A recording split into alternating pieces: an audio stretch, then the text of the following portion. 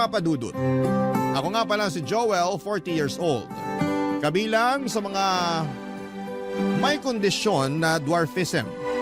3 talampakan lamang ako sakto. Iba't iba ang mga tinatawag sa akin ng mga tao. Hindi naman ako nagagalit kapag tinatawag ako ng kung ano-ano ng mga kakilala ko. Unano, little person, midget, extra small, at duwending pula. Duwending pula ang tawag sa akin ng ilang mga kaibigan ko dahil bukod daw sa maliit ako ay paborito ko pa ang kulay pula. Hindi rin po ito nakakainsulto sa akin. Lalo totoo naman na paborito ko ang kulay na pula. Kaya nga siguro ay nabighani ako sa katrabaho ko sa fast food na si Ana. Mas bata siya sa akin ng 5 taon pero kabatch ko siya sa trabaho. Parehas kaming naging crew sa isang hindi kilalang fast food, may 5 taon na rin ang nakakaraan. Natatandaan ko pa kung gaano kapula ang labi niya. Nung unang araw namin sa trabaho, pinagbawalan siyang mag-lipstick ng pula ng bisor namin. Nalungkot nga siya noon at tuwing uwian na lamang tuloy siya nakakapagpahid ng pulang lipstick at lagi ko yung naaabutan. Paborito ko ang labi ni Ana. Kahit sabihin pang malabo kong maabot yon dahil masyado siyang matangkad para sa akin. Mabait si Ana at pala kaibigan. Kaya hindi ako nailang na lumapit-lapit sa kanya dahil alam kong wala sa ugali niya ang mangtaboy. Kaya siguro lumakas din ang loob kong magparamdam sa kanya at maglandi ng pasimple. Hindi naman niya ako pinagbabawalan sa panghaharurot ko sa kanya.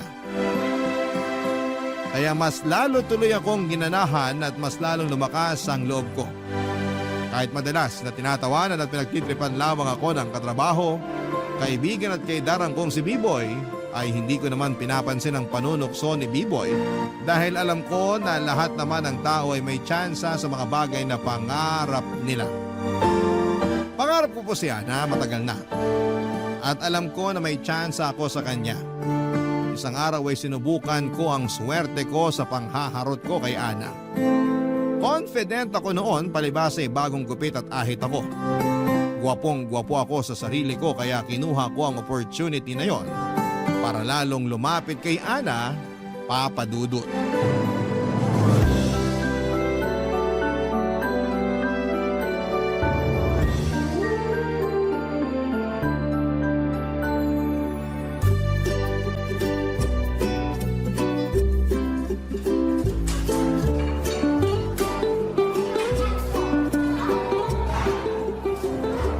Ay, Joel! Nakakagulat ka naman! Lumagpas tuloy itong lipstick ko! Kahit naman lumagpas pa hanggang siko ang lipstick mo, maganda ka pa rin. Ikaw talaga, sagad ka sa pangbobola.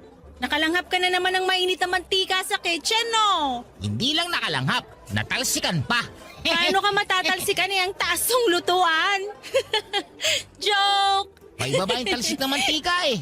Gusto talaga akong puntiryahin. Uy, joke lang yan, Joel, ha? Baka ma-offend ka. Ako? Ma-offend? Ano pala ibig sabihin ng offend? Ikaw talaga, puro ka biro. Hindi ko talaga alam ang ibig sabihin nun, kaya ako tinatanong. Alam mo, minsan, di ko na talaga alam kung nagbibiro ka na o seryoso. Magkape tayo bukas para malaman mo. G ka? Day off ko bukas eh. Maglalaba pa ako. Natambakan ako kasi hindi ako nakapaglaba last week. Tulungan na kita maglaba. Ako na yung gagawa ng mga bula sa labada. Loko! Kaya na yun ng sabon ko. May iba pa akong kayang gawin. Itanong mo kung ano. Sige nga, ano? Agmagmahal. Boom! Ewan ko sa'yo. Porke bagong gupit at ahit ka lang dyan, kaya ang daldal mo na naman. Buti naman, napansin mo ang gupit at ahit ko. Sinadya ko talaga to para sa'yo. Ay, nako, Joel.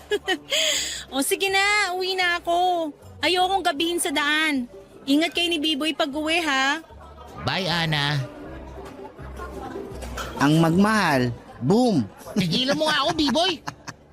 Nagawa mo talagang sabihin yung banat mong yun? Kaya ka natatalsikan ng mantika eh. Wala ka talaga magawa kundi mangasar, no? Buhusan kaya kita ng kumukulong mantika. Oh, paano mo magagawa yun? Ang taas ng lutuan. Saka baka tapos na yung pagkulo ng mantika kapag naibaba mo na. Doon ka na nga, pare. Magbudbud ka na lang nasi sa french fries. Hayaan mo na ako rito sa sulok. Habang dinadamdam ko ang pagbabasted ni Ana sa akin. Binasted ka ba niya? Bakit? Alam ba niyang nanliligaw ka? Dapat ramdam niya na yun. Sinabi ko na nga na tutulungan ko siya maglaba pero tumanggi naman siya. Eh di basted na, di ba? Hindi naman porket tinanggihan niya ang tulong mo sa paglalaba, busted ka na. Di ba pwedeng wala lang siyang tiwala sa paglalaba mo? Nakita kita maglaba ng basahan sa kitchen. Ayoko na lang mag-talk. Panira ka talaga ng self-confidence, no? Binibiro ka lang. Ano ba kasing plano mo kay Ana? Diligawan ko siya. Hindi nga niya alam na nanliligaw ka. Bakit di mo pa kasi diretsahin? Para ka namang hindi lalaki, B-boy. Siyempre, tatansyahin ko pa siya. Sa gera nga, inaaral muna ang kalaban bago sumugod.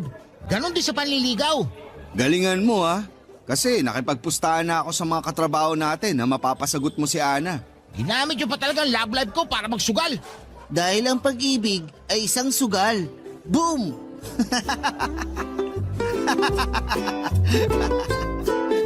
Ang pag-ibig ay isang sugal. Tama nga naman si B-Boy. Natatakot akong isugal ang lahat kay Ana kasi hindi naman ako sigurado kung gusto niya ako. Ando na kami sa punto na close na kami. Malaki na ang pag-asa ko pero kapag napapatingin ako sa salamin at kapag naaalala ko na 3 talampakan lamang ako, bigla akong manghihina. Confident naman akong tao. Tanggap ko na ang kondisyon ko. Hindi na nga ako napipikon sa pang-aasar ng mga tao sa paligid ko pero nagkakatalo lamang talaga kapag si Ana na ang kaharap ko. Bigla kong hihilingin na sana ay ipahiram ni Cinderella ang fairy godmother niya sa akin para patangkarin ako kahit na hanggang alas 12 lamang ng hating gabi. May glass shoes kaya na pwedeng umubra para tumangkad ako. Napapailing na lamang ako sa mga naiisip ko. Pero hindi ako pwedeng sumuko, hindi ko pwedeng sukuan si Ana dahil siya ang paborito kong tao. Siya ang gusto kong maging asawa, siya ang gusto kong maging ina ng mga anak ko. Tuwing walang masyadong customer ay lagi akong nagpapantasya ng buhay kasama si Ana. Lagi kong ini-imagine na nakabili na kami ng maliit na bahay. Meron din kaming 2 e-bike kung saan ay gagamitin naming panghatid at pagsundo sa mga magiging anak namin. Pinapangarap ko rin na laging makita si Ana na naka-lipstick ng kulay pula kahit nasa bahay lang at naglalaba. Paborito ko talaga ang kulay pula, lalo na kapag nakikita ko yon sa labi ni Ana. Tutulungan ko siyang maglaba at pupurihin niya ako sa paglalaba ko dahil kaya kong magtanggal ng mancha kahit na walang bleach. Sa mga ganitong pantasya ay napapangiti at ginaganahan ako buong araw. Lalo na kapag nakikita ko po si Ana. Kaya hindi ko maiwan ang trabaho ko dahil kay Ana. Hanggat kasama ko siyang crew ay hindi ako magre-resign. Isang araw ay nilakasan ko ang loob kong kausapin si Ana. Tapos na ang duty namin at mukhang nag-aabang na lamang siya ng jeep para makauwi. Nilapitan ko siya at nakipag-small talk ako, Papa Dudut.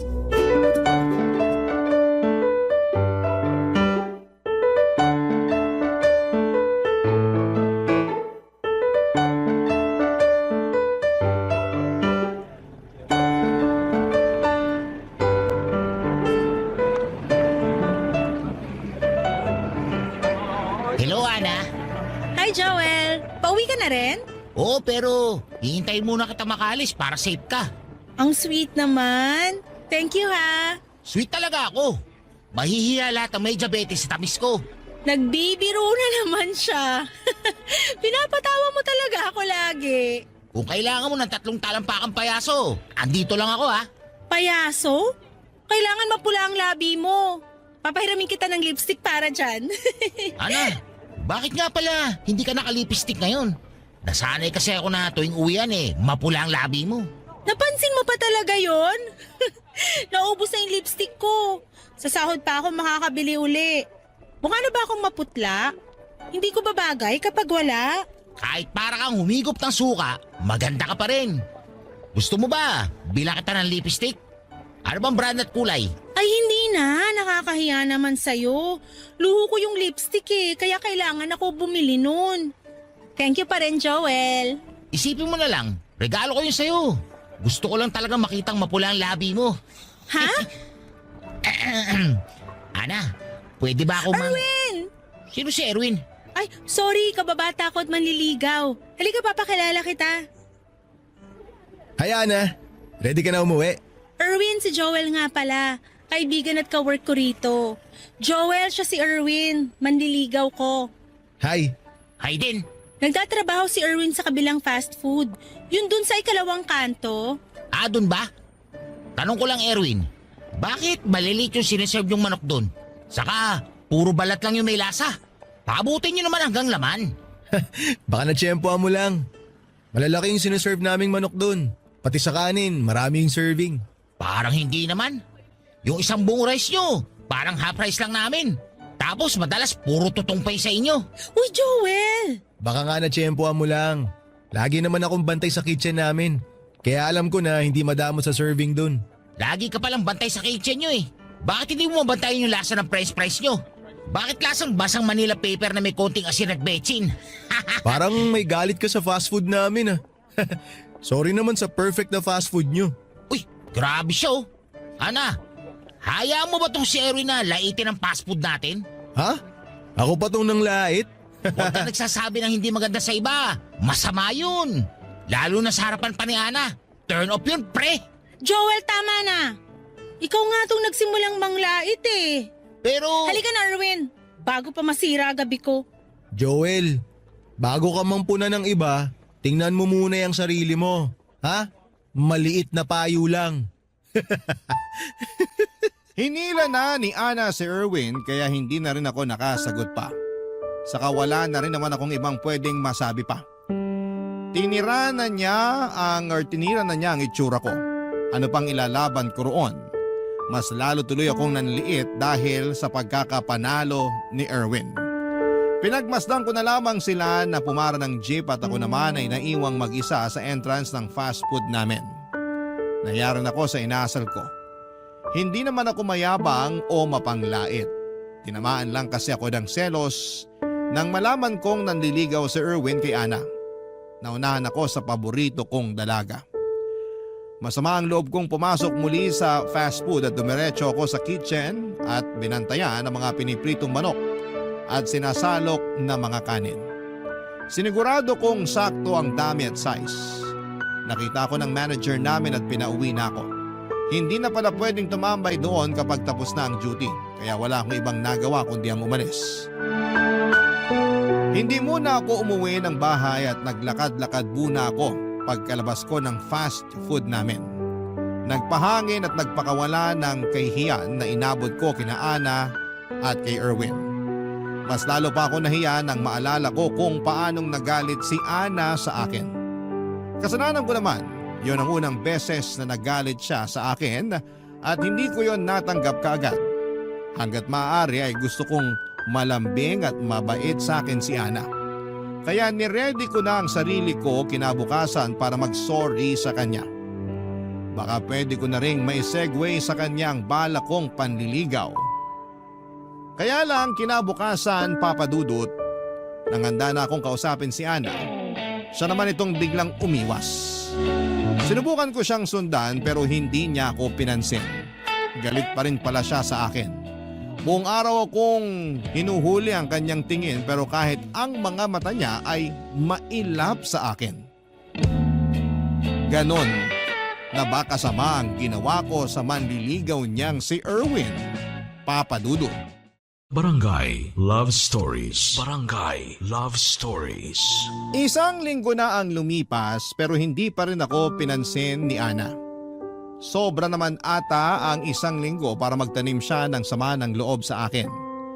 Hindi tuloy ako nakapagtrabaho ng maayos nang dahil doon. Laging palpak ang trabaho ko. Mali ang naiseserve ko madalas sa mga customers at lagi pa akong natatalsika ng mantika kahit na hindi naman ako yung nagluluto. Kinakarma na siguro ako. Yun ang naisip ko. Habang pinahihirapan ko pinapahiran ko ng toothpaste ang mga paso ko ng mantika sa balat ko ay nakita ko si Ana na lumapit kay B-Boy at nakipagkumustahan. Nainggit ako ng very slight. Dati naman kami ang nagkukumustahan palagi kapag walang masyadong ginagawa si Ana at walang masyadong customers. Pero ngayon ay si B-Boy na. Pinagmasdan ko lang sina B-Boy at Ana habang nasa sulok ako at tinitiis sa mga paso ko. Hinihintay ko silang matapos makapag-usap at nang tumalikod na si Ana para bumalik sa trabaho ay siya namang pagtawag ko kay B-Boy. Nilapitan naman ako kaagad ni B-Boy at mabuti na lamang at busy ang bisor namin sa opisina kaya nakapagnakaw kami ng ilang minuto para makapag-usap. Kinailangan kong kausapin si B-Boy para humingi ng advice sa gagawin kay Ana. Nakwento ko nga sa kanya lahat ng nangyari at kapalpakan ko. Kulang na lang ay ilublob ako ni B-Boy sa kumukulong mantika at gawing fried chicken. Kahit siya ay hindi natipuhan ng ugaling ipinakita ko kay Erwin. Sa nangyari, wala na akong magagawa pa roon para mabago. Kaya naman humingi ako ng tulong sa kanya sa gagawin ko dahil nalilito na talaga ako. Papa Dudut.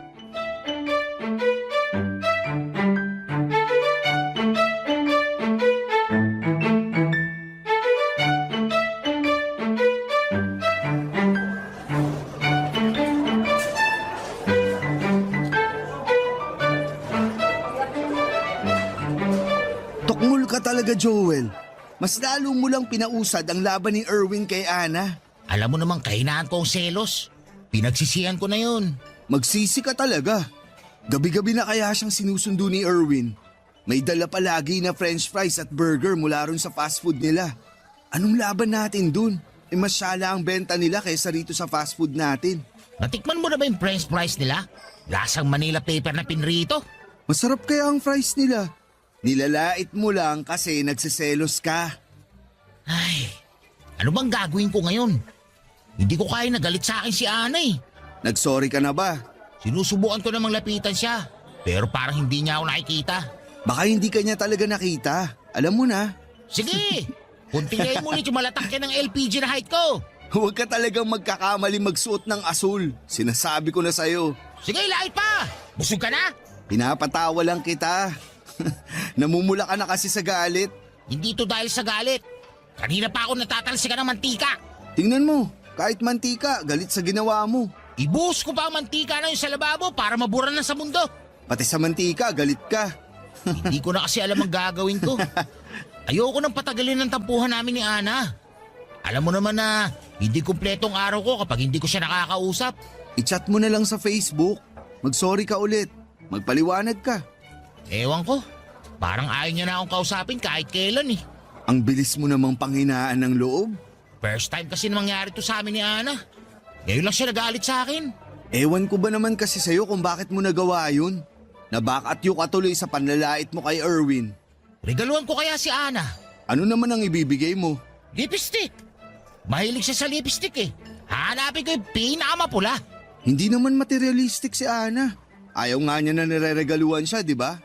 Pwede ka kaya maging tulay para magkaayos kami? Ako na yung ako ng trabaho mo ng 4 na oras. Kung gusto mo, palit tayo ng day off eh. Di ba gusto mo yung rest day na Saturday? Siguro. Hintayin mo na lang na kumalma muna si Ana bago tayo lumapit sa kanya. Baka mas lalo lang siyang magalit kapag pinilit mong makipag-ayos sa kanya. O kaya mas maganda kung ako na lang lumapit kay Erwin para makipag-ayos. Ano sa tingin mo? Lahat talaga gagawin mo para kay Ana, no? Handa kitang ialay kay Sataning. Mapatawad lang ako ni Ana. Inalay na ako kay Satanas dati. Sinoli ako. Seryoso na ako, B-Boy. Tulungan mo ako. Ganyan ka ka-in-love kay Ana, no? Matagal na. Minsan ba naisip mo na baka walang pupunta ng pagka-in-love mo sa kanya? Anong ibig mo sabihin? Kung magpapakatotoo tayo, Dahil sa height ko. may mahahanap ka pa namang iba dyan. Yung kahit ko rin. Ang sinasabi ko lang, Joel, hindi lahat ng gusto natin pwede sa atin. Kailangan din nating harapin ang katotohanan. Huwag tayong masyadong maniwala sa mga napapanood nating teleserye na puro happy ending. Magmahal tayo ng taong bagay sa atin. Pero si Ana lang talaga ang gusto ko. Gusto ka ba?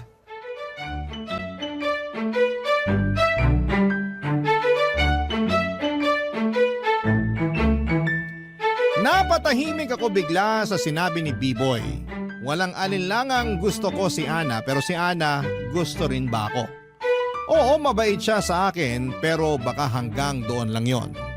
Ako lang tong mataas ang pangarap na may magkakagustong babae sa akin. Alam kong malayo ang agwat namin pagdating sa height. Nung una ay hindi ko naman yon nakitang problema dahil alam kong hindi tumitingin sa pisikal na itsura itong si Ana. Pero noong pinaramdam sa akin ni B-Boy na kailangan kong maging makatotohanan, doon ako napaisip bigla. Baka kailangan ko na rin maghanap ng katulad ko. Yung maaabot ko ng literal. Pinagmasdan ko ang mga maiksi kong kamay at binti. Nakaramdam ako ng sama ng loob.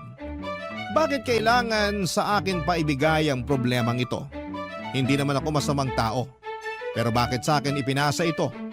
Bakit wala pa rin gamot na pwedeng bilhin sa pharmacy para tumangkad? Bakit wala pa rin mga doktor ang kayang magpatangkad ng mga katulad ko? Kung ano-ano na lang ang naisip kong problema sa itsura ko, Papa Dudut.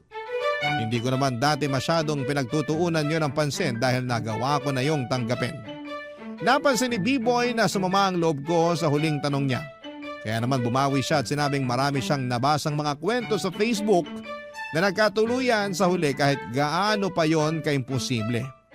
Tinapik niya ako sa balikat at sinabing hindi na siya makapaghintay na mabasa ang kwento namin ni Ana sa Facebook kung sakasakali o mapakinggan sa Barangay Love Stories.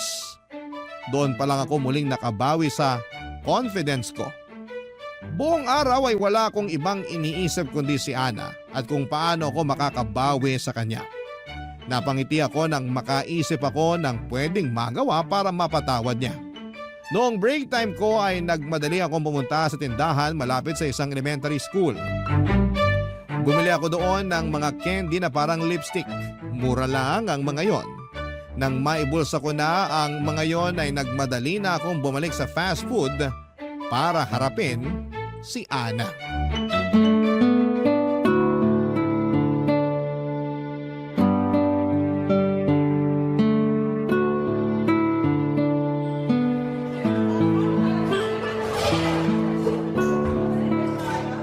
Ana, O ano? galit ka pa rin ba sa akin? Obvious ba? Sorry na kasi. Magtrabaho na lang tayo, pwede? Hindi kasi ako makapagtrabaho ng maayos kung galit ka sa akin. Hindi ko na problema yon. Kausapin mo naman sana ako ng maayos. Bakit ikaw? Nakipag-usap ka ba sa amin ni Erwin ng maayos? Nabigla lang ako noon. Hindi ko pa rin maintindihan kung bakit nilait mo yung manok, kanin at fries sa fast food nila.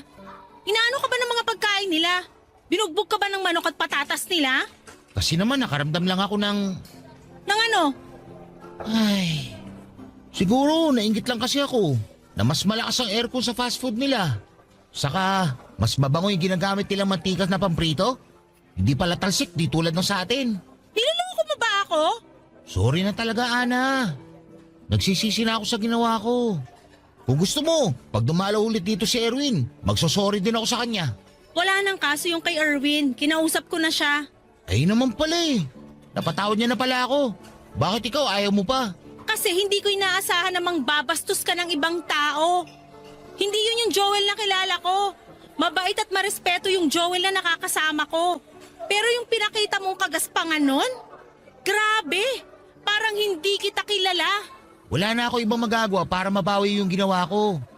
Ang kaya ko na lang gawin, mag-sorry. At bigyan ka ng maraming mapulang lipstick. Di ba sinabi ko na ayokong nireregaluhan ako ng luho ko? Bago mo tanggihan to, tignan mo muna please. Ayoko, hindi ako tumatanggap ng regalo lalo kung mahal. Diyan ka matutuwa sa akin kasi hindi mahal to mga lipstick na nabili ko. 5 piso nga lang ang isa eh. May iba't ibang flavors pa. Lipstick? 5 piso? Baka naman mamaga ang labi at lalamunan ko dyan pag ginamit ko. Gusto mo pa yata akong ipahamak? Hindi no. Ginagamit ka ito ng mga grade 1 eh. Nakita ko. Grade 1? Gumagamit ng lipstick? Talagang niloloko mo ako, no? Ito, tingnan mo muna bago mo tanggihan. Eto. Candy lipstick! Alam ko to, paborito ko yung strawberry at melon flavors. Sakto. Di naman ako strawberry kasi yun ang pinakamapula sa nakita ko noon. Paborito to ng pamangking ko. Saka nakikihingi rin ako sa kanya kapag binabantayan ko siya. Thank you, Joel, ah. Ano, Ana? Pinapatawad mo na ako? Okay na ba tayo ulit? Hindi ka na masungit? Pasalamat ka sa mga candy lipstick na to.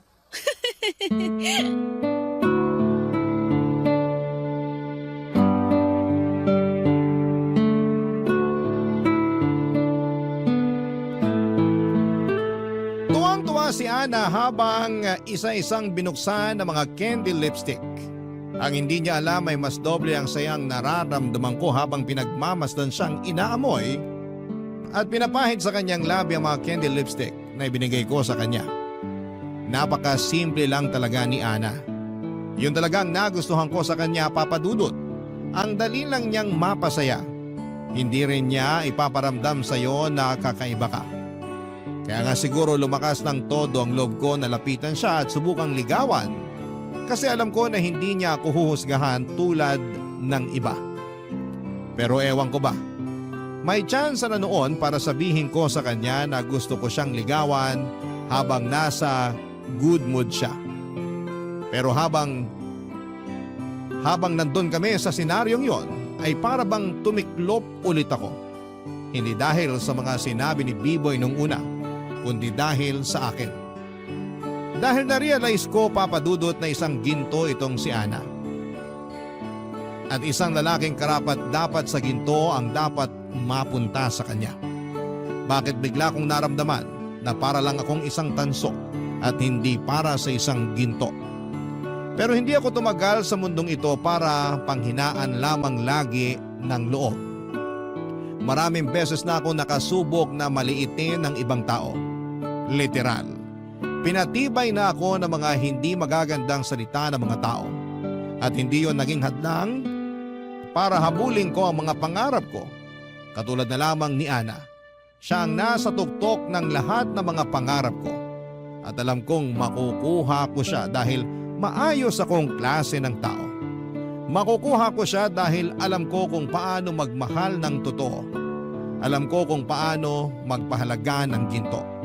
Kaya naman pinagplanuhan ko nang sabihin sa kanya na bala ko siyang ligawan. Pero bago ko gawin yon ay kailangan ko munang maghanda. Dahil maraming bagay akong kailangang i-consider kapag nagsimula na akong manligaw. Handa na ako para sa kanya, sana ay ganon din siya sa akin. At sana, Papa Dudut, ay hindi maging hadlang ang agwat ng tangkad namin. Barangay Love Stories. Barangay Love Stories. Bata pa lamang ako ay tampulan na ako ng tukso. Noong nag-aaral ako ay lagi akong pinipilit bihisan ng damit na pangmanika ng mga kamag-aral kong babae.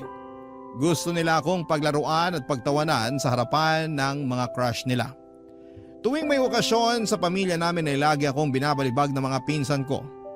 Ginagawa rin nila akong laruan.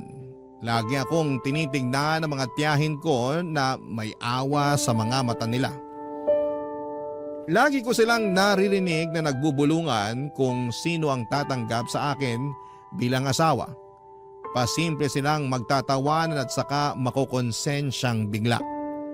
Titingin silang muli sa akin na punong-puno ng awa sa kanilang mga mata. Kaya maaga akong lumayo sa pamilya ko, alam kong hindi sila makakatulong para matutunan kong mahalin ang mga kakulangan ko. Sa pag-explore ko sa mundo ay marami akong nakilala na tulad ng mga mapanglait na pamilya ko't kamag-aral. Pero naging matibay na ako rito. May mga naging katrabaho ako na lagi na lamang akong ginagawang pulutan sa kanilang mga kwentuhan. Baka raw anak ako ng duwende. Baka raw pinaglihi ako sa buto ng kasoy. Baka raw humaba pa ang binti ko kapag babanatan nila araw-araw at kapag binabad nila sa tubig. Nasanay na ako sa mga panghiinsulto nila, Papa Dudut. Naging merienda ko na nga ang ilan. Aaminin kong minsan ay tinatamaan ako ng mga masasakit na panghuhusga ng mga tao. Pero naisip ko na sila ang totoong may problema dahil ayaw nilang kaharapin ang mga problema nila sa kanilang sarili. Kaya naman naghahanap sila ng sa tingin nila ay mas mahina sa kanila para yon ang kanilang puntiryahin. Para maging takas pansamantala sa mga issues nila sa kanilang mga sariling buhay, Papa Dudut.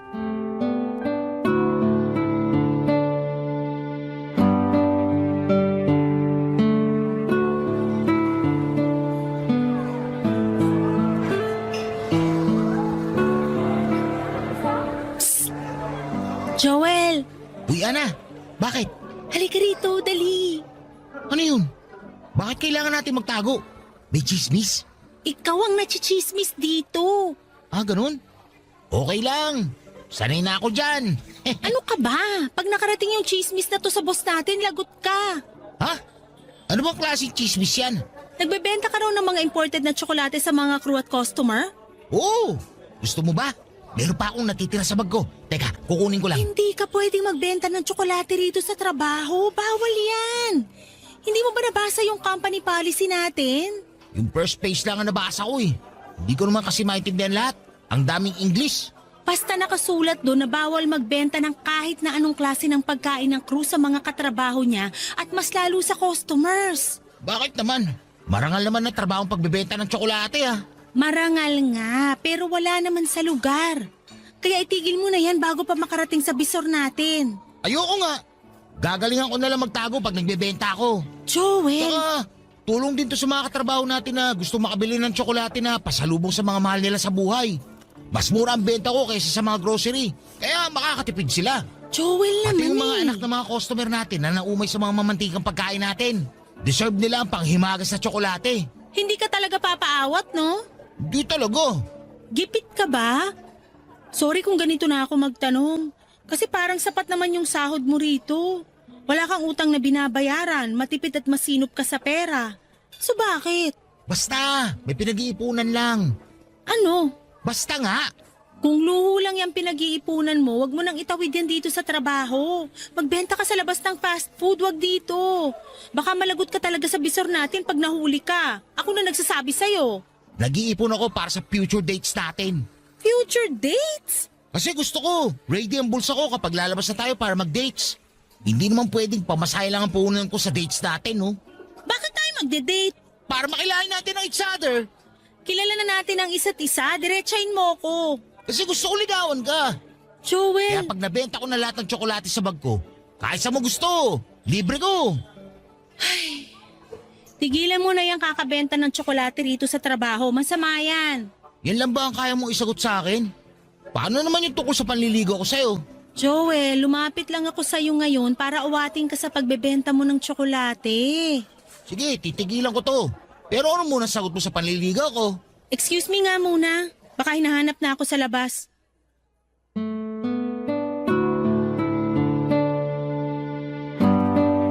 Nagmamadali nang lumabas at lumayo si Ana sa akin.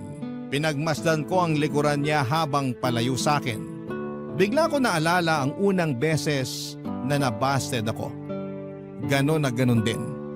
May natipuhan ako sa unang trabaho ko, akala ko ay may pag-asa ako sa kanya kasi mabait naman siya sa akin. Noong sinabi kong gusto ko siyang ligawan ay nagmadali siyang tumalikod sa akin.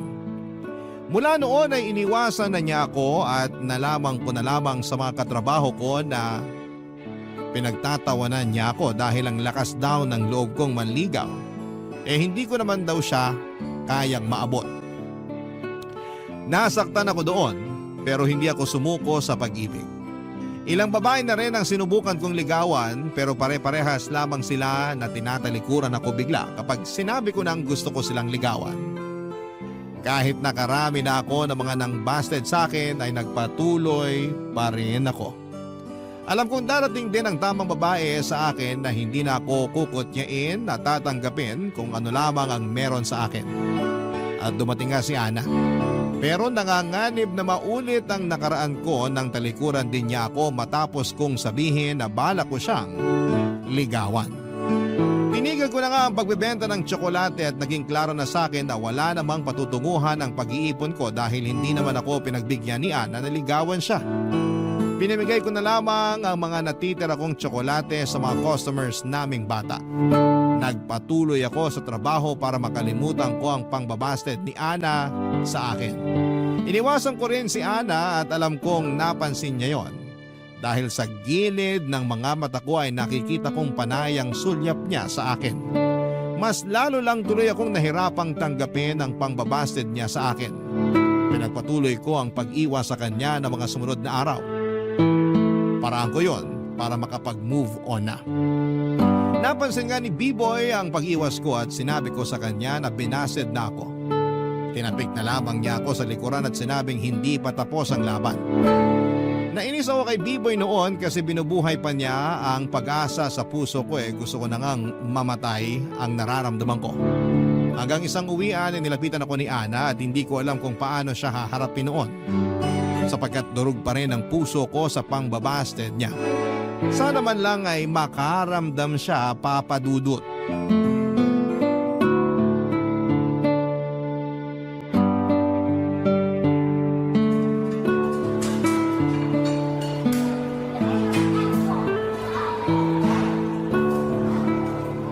Hindi ka na raw nagbebenta ng tsokolate?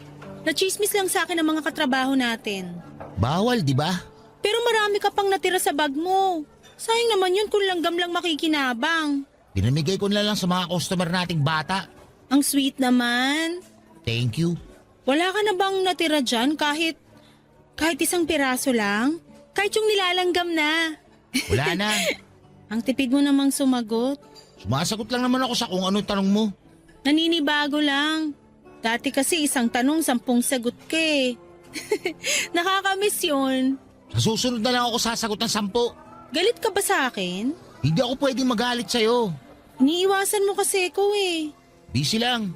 Alam mo namang marami tayong customer eh. Pero dati naman kahit ilang tray pa yung hawak mo, nagagawa mo pa rin akong kamustahin. Ay, o sige na nga. Kumusta ka? Eto, nalulungkot. Hindi kasi ako pinapansin ng isa dyan. Ako ba? Meron pa bang iba?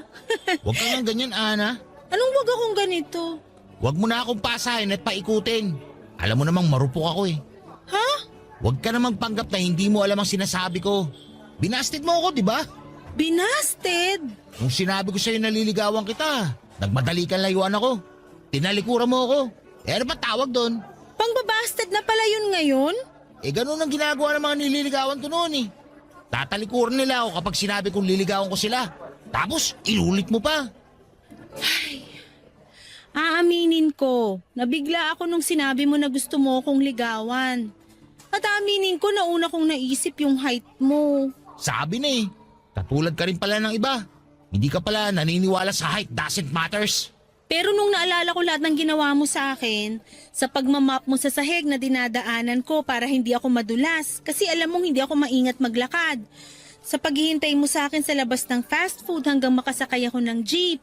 Sa pag-aabot mo sa akin ng panyo araw-araw dahil alam mong lagi akong pinagpapawisan.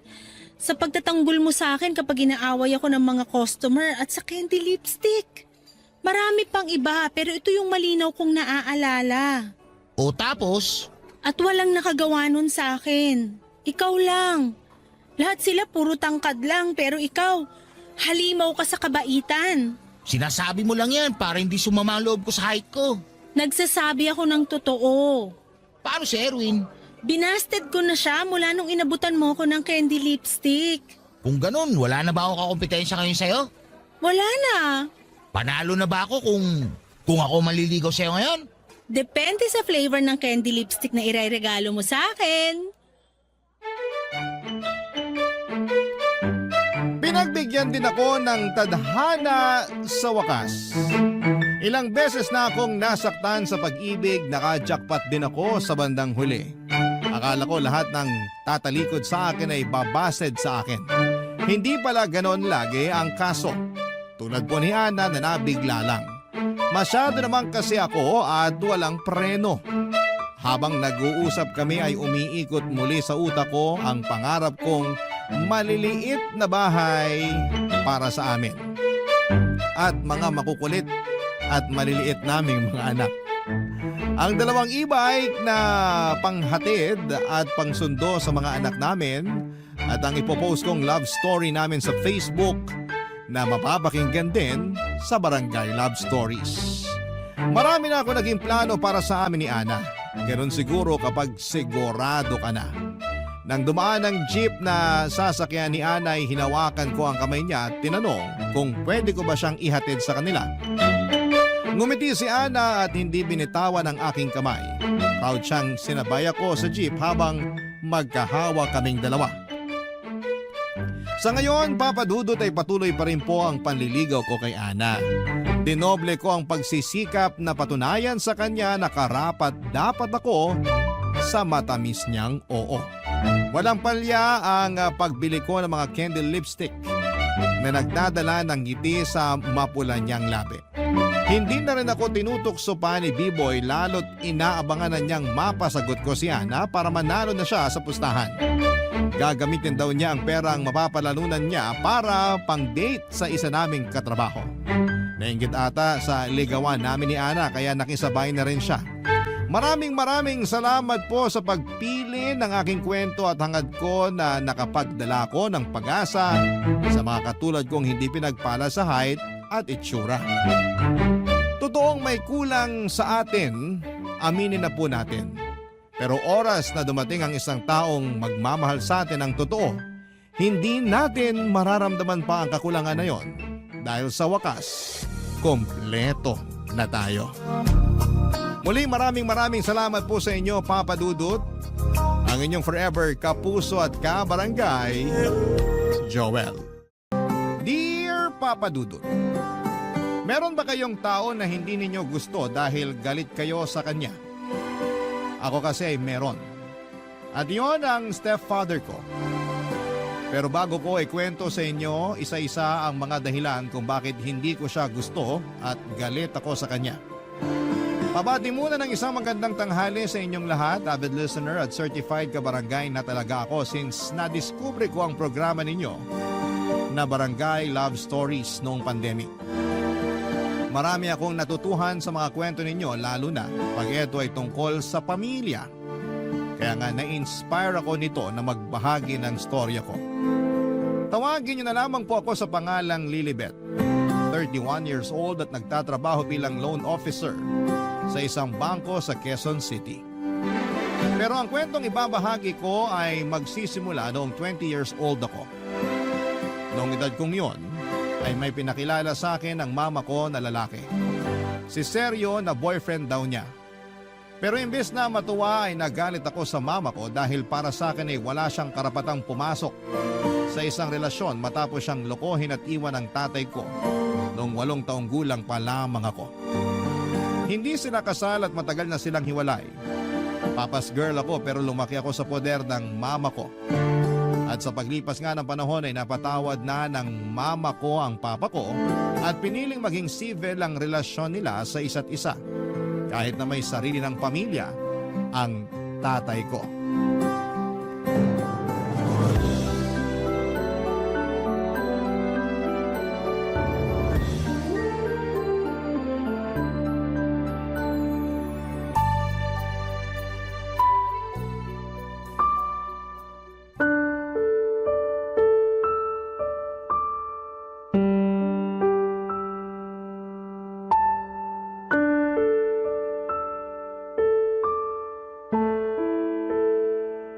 Ano pong sabi nyo? Nak, makinig ka muna kasi. Narinig ko naman, Ma. Hindi lang ako makapaniwala na naghanap pa kayo ng ibang lalaki. Ay, kinadismay ako pa. Kayo na nung seryo na yon. Paano na po si Papa niyan? Pamilyado na ang papa mo. May mga anak na nga sila ng kinakasama niya, hindi ba? Tsaka matagal na kaming hiwalay. Oo nga po, pero umaasa pa rin ako na baka magkabalikan pa rin kayo. Lalo ngayon na lagi sila nag-aaway ng kinakasama niya. Anong ibig mo sabihin? Kinuwento lang sa akin ng kapatid ko sa chat. Pero hindi pa rin yung garansya na magkakabalikan kami. Wala na nga kaming nararamdaman sa isa't isa eh. Wala kasi pinagpalit nyo na siya sa seryo na yon. Aminin nyo na kasi yung totoo.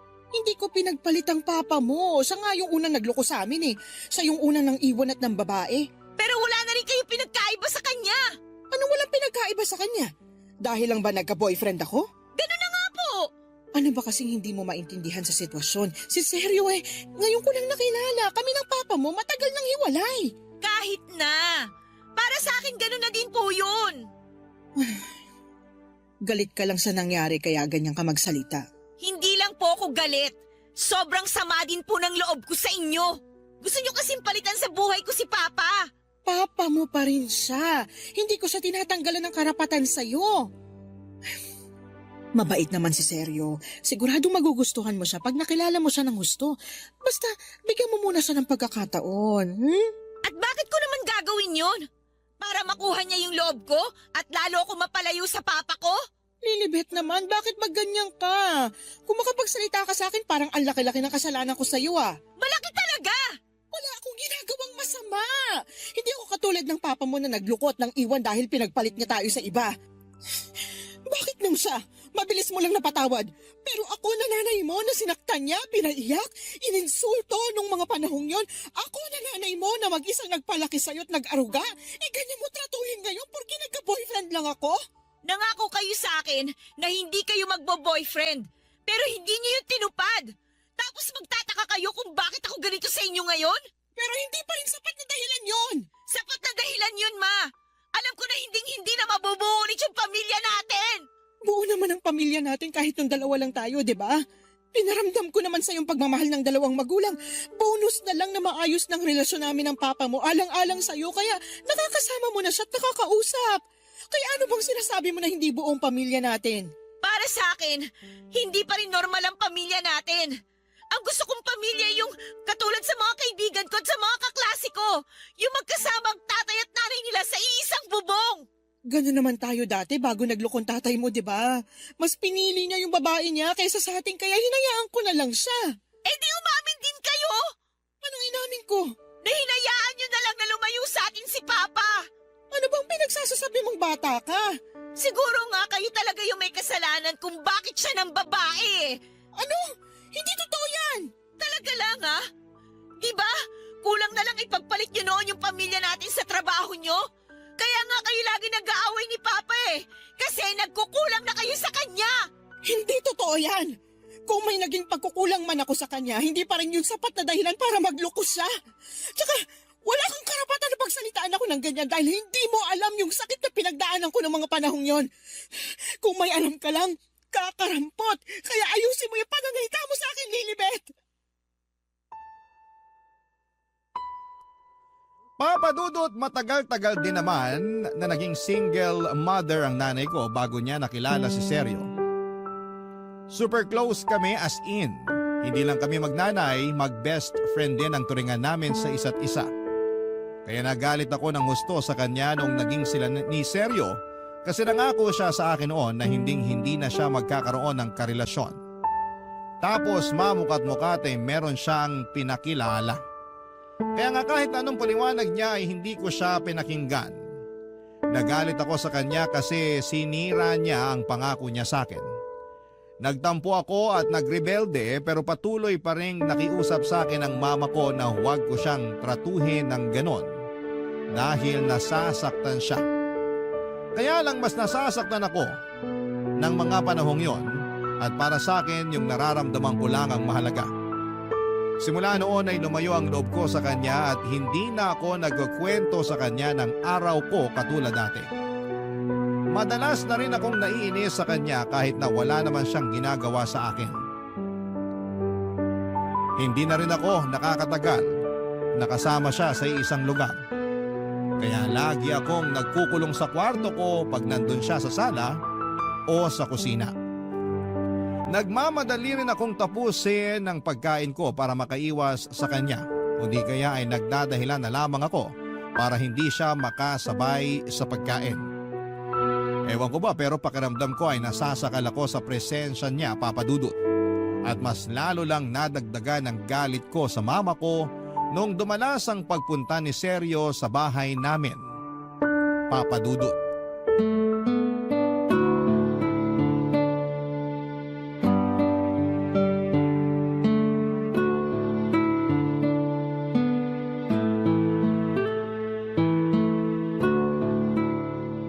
Sa palagay mo, magugustuhan ni Lilibet tong niluto kong sinigang na salmon?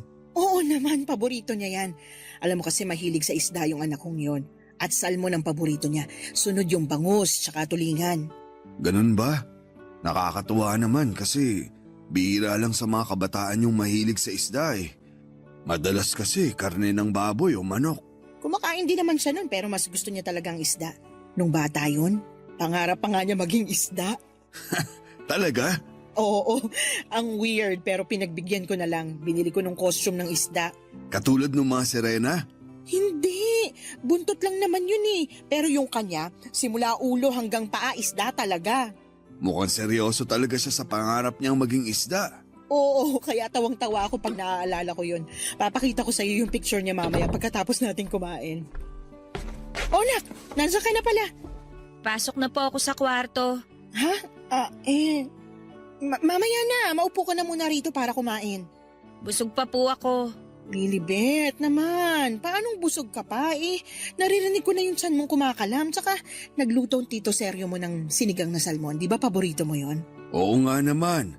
Sabi ng mama mo, paborito mo yung sinigang na salmon at namimiss mo na raw kumain nun. Kaya nagluto ako para sa'yo. Paborito ko nga at namimiss ko nga kumain pero hindi ako kakain kasi luto mo. Lilibet! Totoo naman eh. Akala niyo ba makukuha niyo ako sa pagluluto niya ng paborito kong pagkain? Wala namang masama dun dahil gusto lang namang mapalapit sa'yo ng tito mo. Ayoko nga sabi, di ba? Ayoko mapalapit sa kanya. Huwag mo naman sagutin ng ganyan ang mama mo. Mama mo pa rin siya. Wala kang pakialam. Sino ka ba? Lilibet! Hindi kita pinalaking bastos. Ayusin mo pagsagot mo sa tito mo. Hindi ko siya tito, no? Masyado kayong trying hard na ipagsiksikan sa buhay ko yung boyfriend nyo.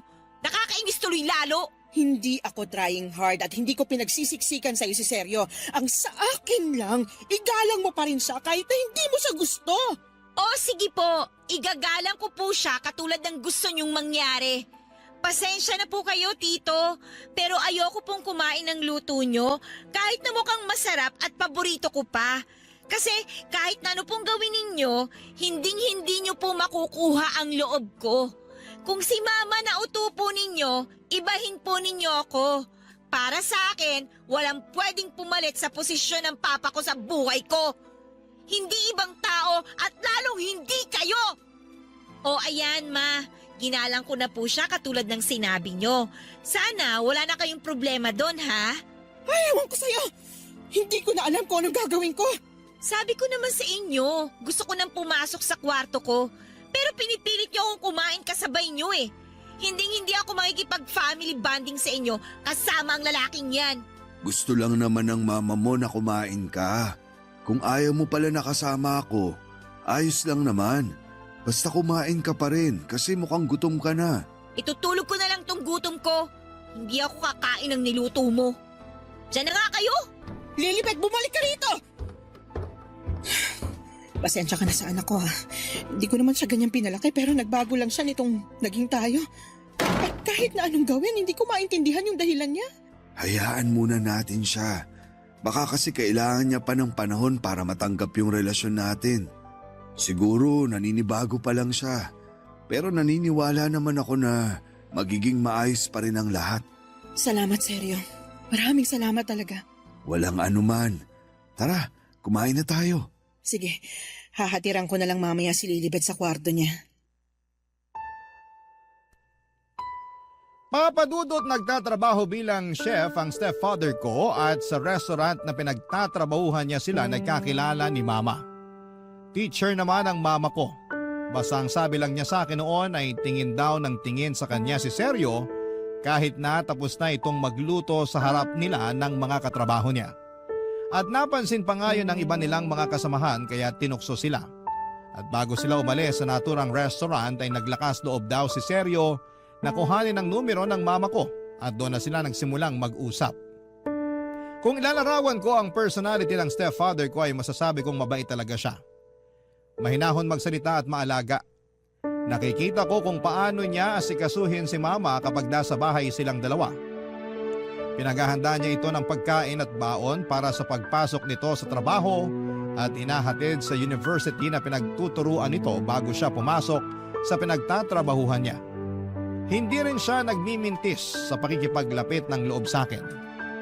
Pero para sa akin, Papadudot ay nagkukunwari lamang siya para umamo ako sa kanya katulad ng ginawa niya sa mama ko. Kaya kahit na anong gawin niya, hindi tatalab sa akin ang pagpapabida niya. Hindi niya makukuha ang loob ko kasi hindi ako utu-uto. Katulad ni Mama. Barangay Love Stories. Barangay Love Stories. Papadudot pagkalipas ng 1 taon ay nagpakasal ang mama ko at ang stepfather ko. Siyempre bilang ayoko nga sa relasyon nila ay hindi ako umattend sa wedding nila. Wala rin namang nagawa ang mama ko kaya tinuloy na lamang nila ang kasal nila kahit na wala ako. Tapos sa bahay na namin tumira si Sergio kaya mas lalo akong nagalit sa kanya. Katulad nung unang beses na bumisita ang stepfather ko noon sa bahay para ipakilala sa akin ni mama.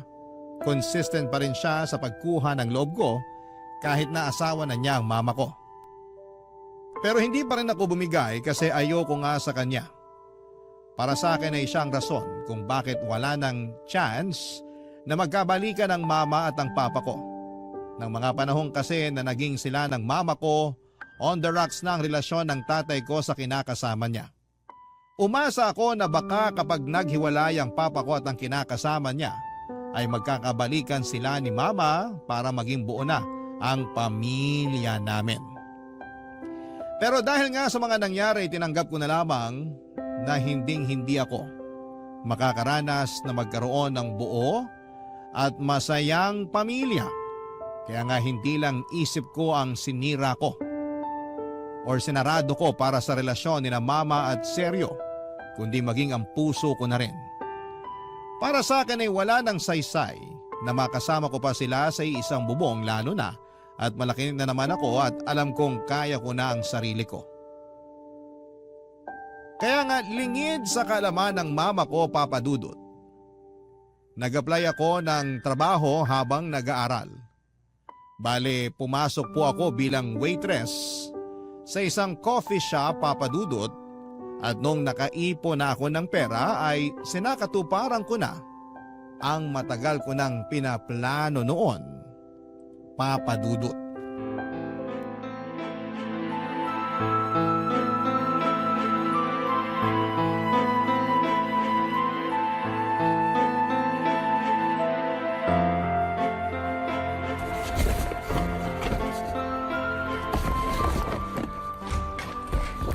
Nak, saan ka pupunta?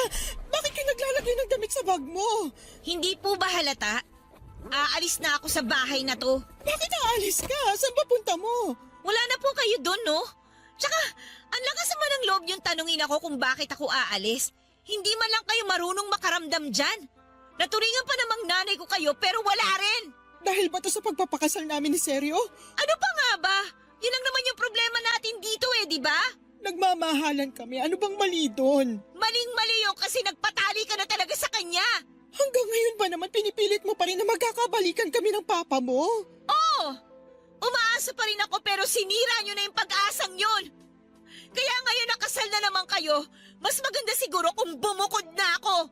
Hindi mo naman kailangan bumukod Pwede tayong magsama-sama rito. Ayoko nga kayo makasama, di ba? Hindi ko nga matagalan ang presensya ng Sergio na yun pag nandito sa bahay nung hindi pa kayo kasal Tapos ngayon na mag-asawa na kayo, mas lalong ayoko na tumira dito kasama kayo. Ilang beses ko bang dapat sabihin na mabait si Sergio? Kahit ilang beses mo siyang binastos, ni minsan hindi siya nagalit sa'yo. Pinagpapasensyahan ka niya dahil desidido siyang makuha ang loob mo. O anong gusto niyong gawin ko? Sana sinubukan mo man lang natanggapin siya bilang stepfather mo. Sana binigyan mo siya ng tsansa na patunayan ang sarili niya sa'yo. Hindi ko nga kailangan ng bagong tatay, di ba? Meron na akong tatay. Bakit ba kasi puro na lang yung tatay mong bukang bibig mo wala rin naman siyang pakialam sa'yo? Ha? Anong sinabi niyo? Totoo naman, di ba?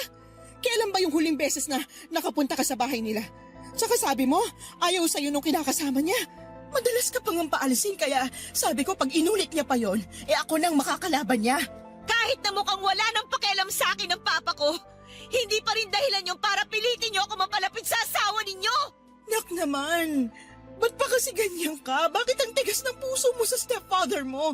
Kahit man lang sana alang-alang sa akin, subukan mo siyang kilalanin. Bakit ko gagawin yun? Hindi niyo nga ako iniisip nung naging kayo, di ba? Baka nakakalimutan niyo, Ma. Nangako kayo sa akin na hindi na kayo makikipagrelasyon. Pero bakit may pinakilala na lang kayo na boyfriend ninyo? Sinira niyo yung pangako niyo sa akin Tapos ngayon gusto niyo tanggapin ko yung asawa niyo sa buhay ko bilang stepfather ko? Sinubukan ko namang tuparin yung pangako ko sa iyo eh. Kaya nga ilang taon din akong hindi nagkaroon ng karelasyon kasi nag-focus ako sa pagpapalaki sa iyo. Bakit bigla niyo naman sinusumbat sa akin ang bagay na yan? Eh ginusto niyo rin naman na palakihin ako, di ba? Kung ayaw niyo pala, eh di sana binigyan niyo na lang ako sa papa ko. O di kaya naman niligaw niyo na ako sa kalye nung bata pa lang ako. Ano bang pinagsasasabi mo? Hindi ko magagawa yun sa'yo dahil anak kita. Tsaka, ikaw na lang ang meron ako kaya bakit kita ibibigay dun sa tatay mong nang iwan sa atin? Ewan ko sa inyo, ma. Mukhang kahit na anong gawin ko, hindi niyo talaga maiintindihan yung nararamdaman ko. Kaya tama lang talaga ang desisyon ko na umalis sa bahay na to. At saan ka naman pupunta kapag umalis ka? Nag-aaral ka pa, Lilibet? Hindi mo pa kaya ang sarili mo. Yun ang akala nyo. Palibasa kasi maliit na bata pa rin yung turing nyo sa akin eh. Ipapaalala ko lang sa inyo, ma. Malaki na ako at may kakayanan na ako magdesisyon para sa sarili ko. Tsaka kumikita na rin naman ako ng pera dahil may trabaho na ako. Ano? At anong klaseng trabaho yan? Nagtatrabaho ako bilang waitress sa isang coffee shop para makaipon ng pera at makalis na sa bahay na to. Bakit ngayon mo lang sinabi sa akin? Bakit ko naman sasabihin sa inyo? Kasi mama mo pa rin ako. Kahit nagalit ka sa akin, dapat sinasabi mo pa rin sa akin yung mga ginagawa mo. Di ba? Ganun ka naman sa akin noon. Noon yun, ma. Pero hindi na ngayon. Malaki na ang pinagbago ko kasi kayo nagtulak sa akin na lumayo ang loob sa inyo. Kaya hindi niyo ako mapipigilan na umalis sa bahay na to kasi ayaw ko na nga kayong kasama. Lalo na yung asawa nyo. Papa Dudut, hindi ko pinakinggan ang iyak at pakiusap ni Mama ng mga panahong yon. Naging matigas ang puso ko para sa kanya nang ituloy ko ang pag-alis ko sa bahay namin. Para po sa akin, yun ang unang hakbang ko para maging malaya sa pamilya naming matagal na rin namang wasak. Tumuloy ako sa isang maliit na apartment kung saan ay naging roommate ko doon ang kaklase ko. Nag-working student ako at kahit na mahirap sa akin na walang nanay na nag-aasikaso ay tiniis ko pa rin para lamang mapangatawanan ang pag-alis ko sa amin.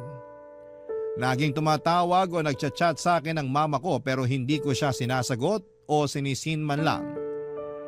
Nami-miss na raw niya ako at gusto niya akong makita. Pero ayoko siyang makita kahit na miss ko na rin siya ng mga panahong yon. Mas nananaig kasi ang galit ko sa kanya at sa desisyon niyang pakasalan ang stepfather ko. Para sa akin ay mas binili niya ito kaysa sa sarili niyang anak kaya dapat pagdusahan niya ang kapalit ng desisyon na yon. Inabala ko na lamang ang sarili ko sa pag-aaral at pagtatrabaho para makalimutan ko ang pinagdadaanan ko. Hindi ko na malaya na mabilis palang lumipas ang isang buwan, Papa Dudut.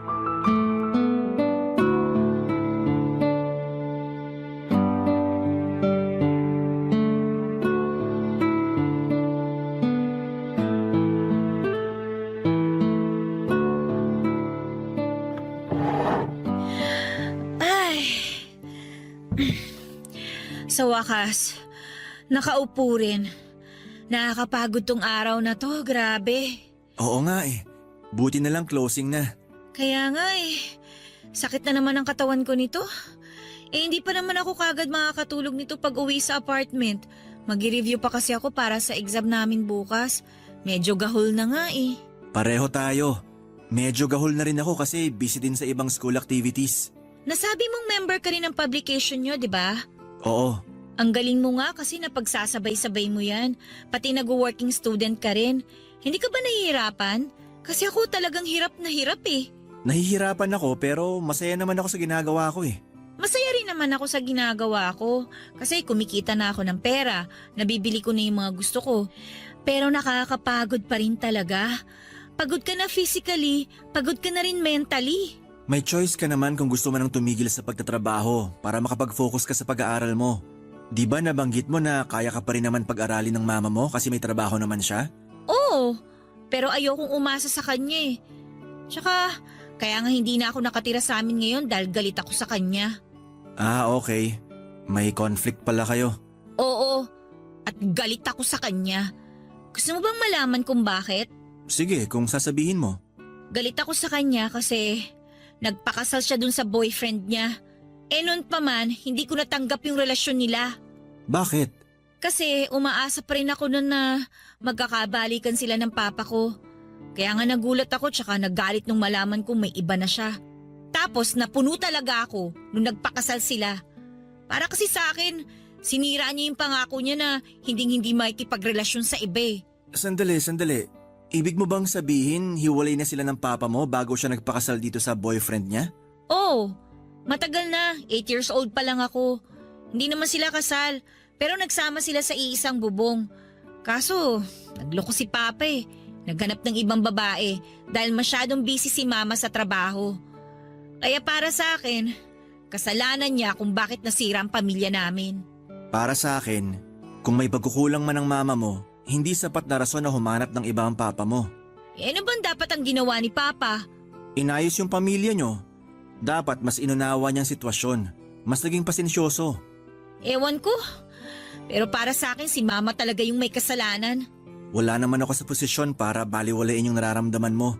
Kung sa tingin mo mas malaking kasalanan ng mama mo, sana mahanap mo pa rin yung pagpapatawad dyan sa puso mo. Ewan ko kung kaya ko pang patawarin siya kasi alam mo sa totoo lang, ang laki na ng panghihinayang ko sa samahan namin eh. Sobrang close kami noon bago siya nagkaroon ng boyfriend. Matanong ko lang, kumusta tong stepfather mo? Okay naman. Masasabi ko na mahaba ang pasensya niya, mahinahon magsalita, tapos mahal na mahal niya ang mama ko. Magaling din siya magluto kasi chef siya eh. Pero ayoko pa rin mapalapit sa kanya. Kasi feeling ko, inaagawan niya ng pwesto yung papa ko sa buhay ko. Tingin ko hindi naman gano'n ang intensyon ng stepfather mo. Talaga? Gusto lang niya mapalapit sa'yo kasi anak ka ng asawa niya. Para sa akin, kung malinis naman yung intensyon niya, walang kaso doon. Ay, kaya lang hindi ako katulad mo mag-isip eh. Galit ako sa kanya at galit din ako sa mama ko. Kaya nga umalis ako sa bahay namin. Okay lang yan. Sabi ko nga, hindi ko babaliwalain yung feelings mo kasi ikaw ang nakakaramdam niyan. Pero salamat kasi na-appreciate ko na nagkwento ka sa akin. Gusto ko lang din kasing may mapaglabasan itong sama ng loob ko. Ang bigat na rin kasing dalin eh. Basta nandito lang ako kung gusto mo na makakausap. Handa akong makinig at maging kaibigan sa'yo. Papadudot katrabaho ko si Fred sa coffee shop na pinapasukan ko. Barista naman siya doon pero katulad ko ay isa rin siyang working student. Kapwa ko siya third year student at siya lang naman ang sumusuporta sa pag-aaral niya. Laki po sa hirap si Fred at wala na siyang tatay matapos nitong mamatay sa sakit noong 16 anyos pa lamang siya.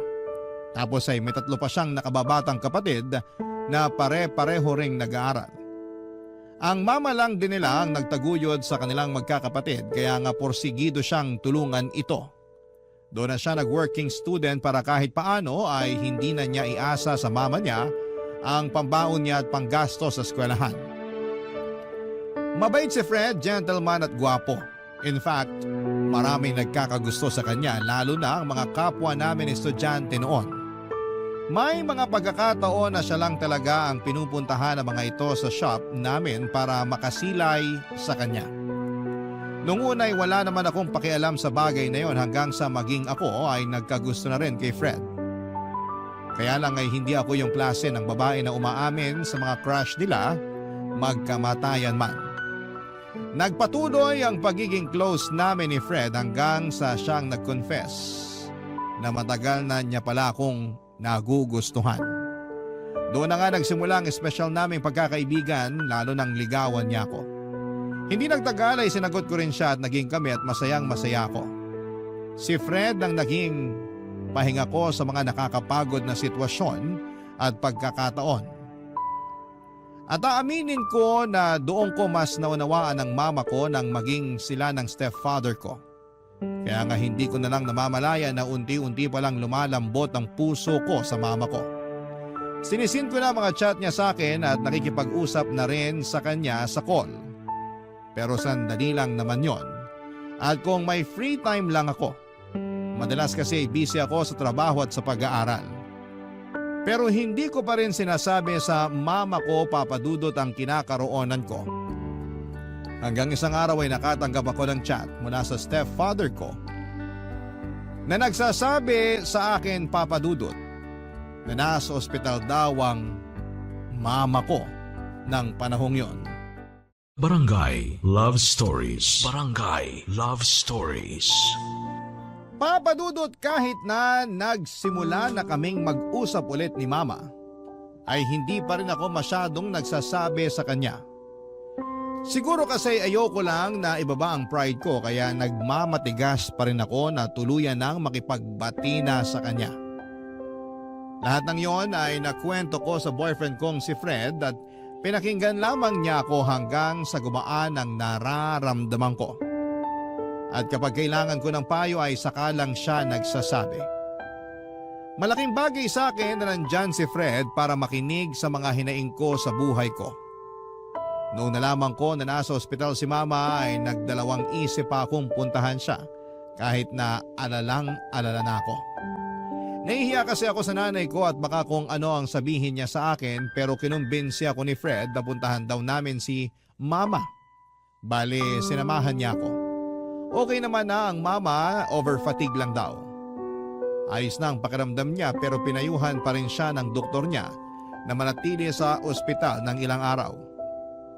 Ang stepfather ko ang palagi nagbabalita sa akin ng kalagayan ng mama ko. Kaya naman nabawas-bawasan na ang pag-worry ko at nang pumunta nga kami sa ospital para bisitahin siya ay laking tuwa ni Mama pagkakita sa akin. Sabi ng stepfather ko ay bigla raw sumigla ang Mama kasi nakayakap na niya akong muli at nahalikan. Lalo tuloy akong nakonsensya kasi nagawa ko pa siyang tiisin ng ilang buwan. Pinakilala ko na rin sa kanila ng stepfather ko si Fred bilang boyfriend ko at naging maayos naman yon. Hindi ko rin nakalimutang magpasalamat sa stepfather ko dahil hindi niya pinabayaan si Mama lalo na at wala ako sa tabi niya ng mga panahong yon. Makalipas nga papadudot ang isang taon, graduation na namin sa kolehiyo ni Fred.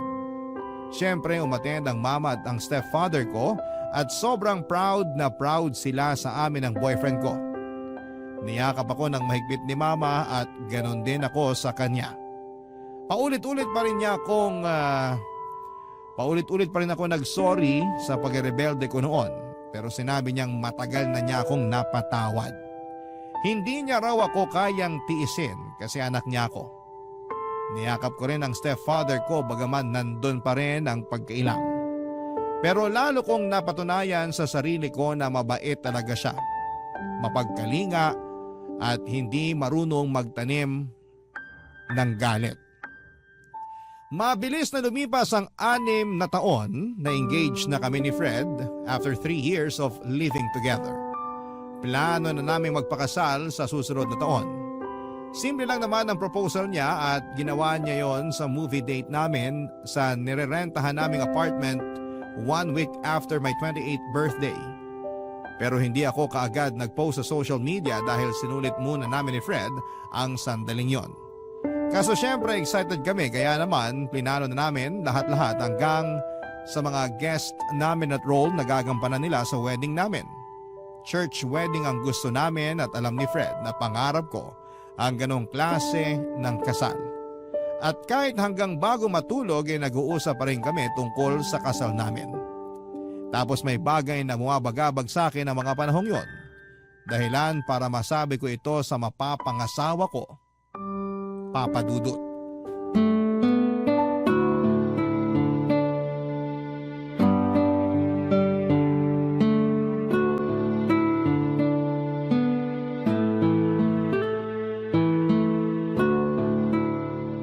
May naisip ka na kung sinong best man mo, Han?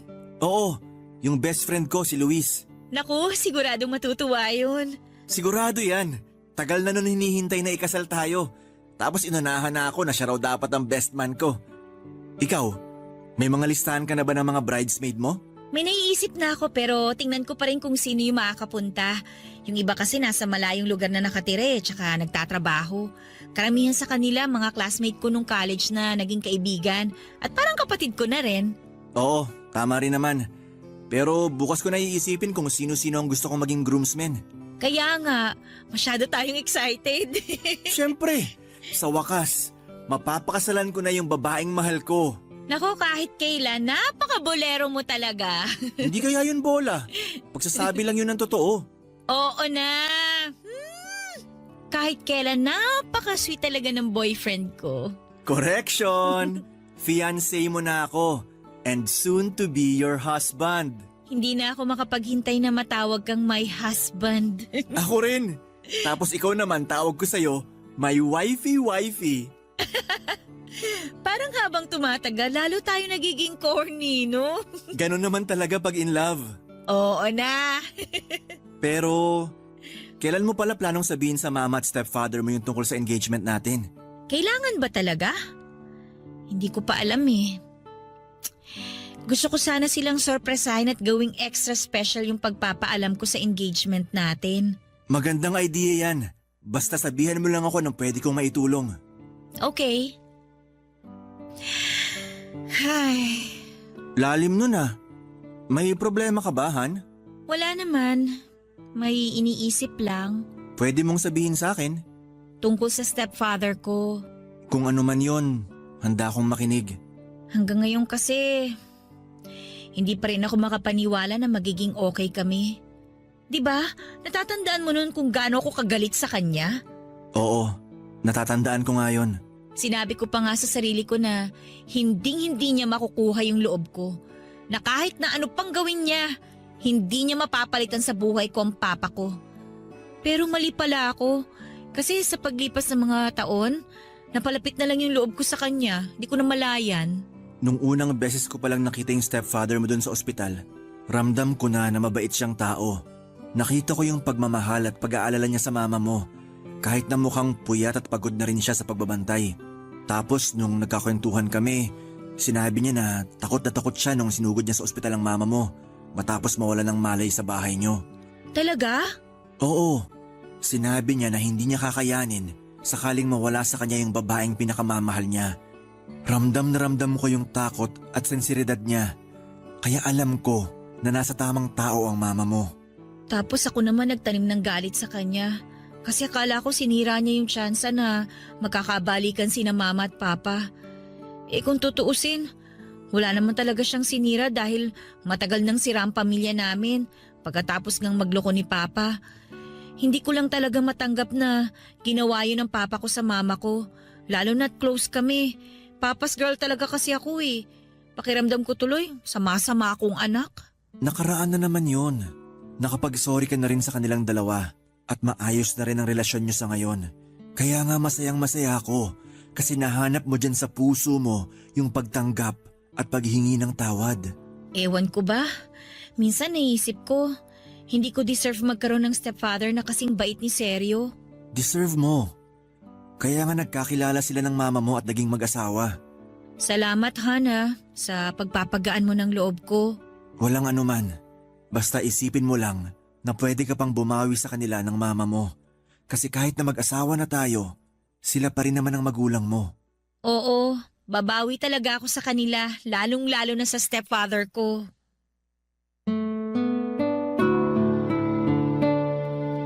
Papadudot sa totoo lang ay may punto ang lahat ng sinabi ni Fred tungkol sa stepfather ko.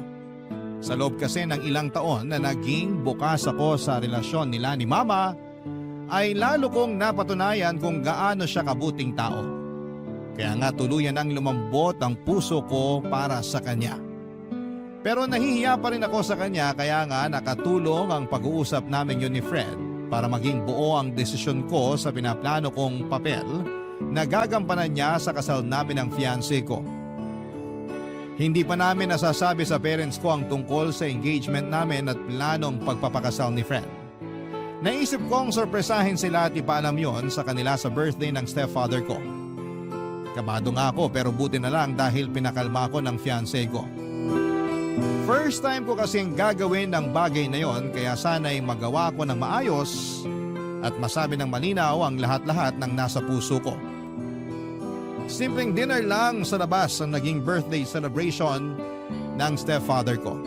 Kami lang dalawa ni Mama ang kasama niya dahil nasa seminar pa si Fred at kinabukasan pa ang uwi niya. Pero in-update ko siya sa mga nangyayari. Naging maayos naman ang dinner na yon at bago matapos ang gabi ay sinabi ko na nga sa kanila ang sorpresa ko.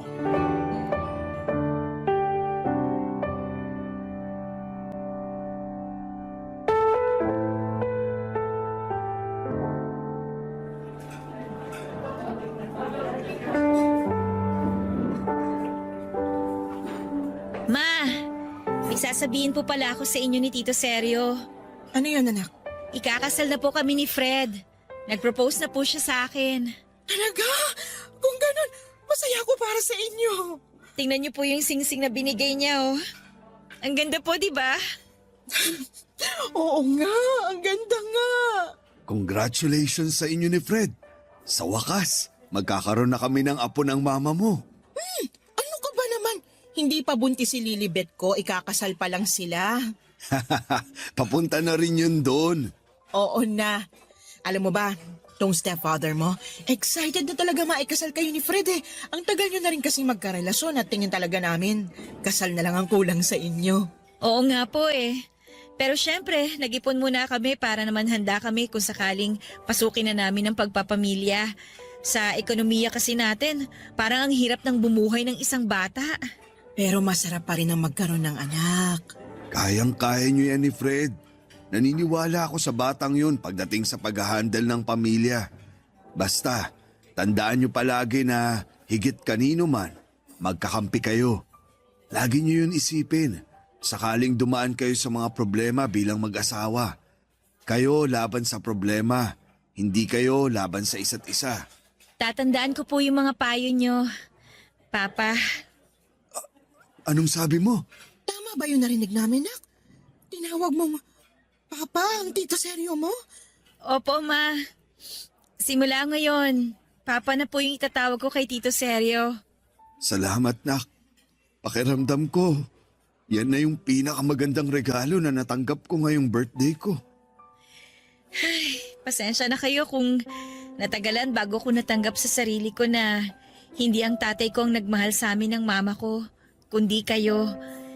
Hindi ang tatay ko ang kasama ko sa graduation ko noon para mag-cheer at maging proud sa akin, kundi kayo po ni Mama. Hindi ang tatay ko ang nagturo sa akin magluto ng masarap na recipe, kundi kayo po. At kahit na hindi ko kayo totoong tatay, tinuring niyo ako na parang tunay ninyong anak. Para sa akin, tunay na anak kita, Lilibet. Kaya naman wala akong hindi kayang gawin alang-alang sa'yo. Mahal na mahal ko kayo ng mama mo. Mahal na mahal ko rin po kayo, Pa. Salamat po sa pag-aalaga kay Mama, sa pagmamahal sa kanya. Yun kasi yung mga bagay na hindi niya naranasan noon sa tatay ko. Walang anuman yun. Tungkulin ko na tuparin ang mga pangako na sinumpaan ko sa harap ng Panginoon nang pakasalan ko ang mama mo. Kaya nga laking pasasalamat ko talaga sa Diyos dahil dumating sa buhay ko si Sergio. Pinaranas niya ulit sa akin magkaroon ng taong magmamahal sa akin, mag-iingat at mag-aalaga. At ngayon, kayo naman ni Fred ang ikakasal at susumpa sa harapan niya na magsasama sa hirap at ginhawa. Pero, kailan niyo ba plano magpakasal talaga? May petsa na ba? Opo, next year po. Inaayos na po namin ni Fred ang lahat-lahat. Basta, masayang-masaya kami ng mama mo para sa inyo ni Fred. Congratulations ulit, anak. Salamat, Papa. Pero may request po pala ako na sana mapagbigyan nyo. Ano ba yun? Sabihin mo lang, basta kaya ko. Gusto ko po na kayo ang makasama ko. Gusto ko na kayo yung maghatid sa akin sa altar, Papa.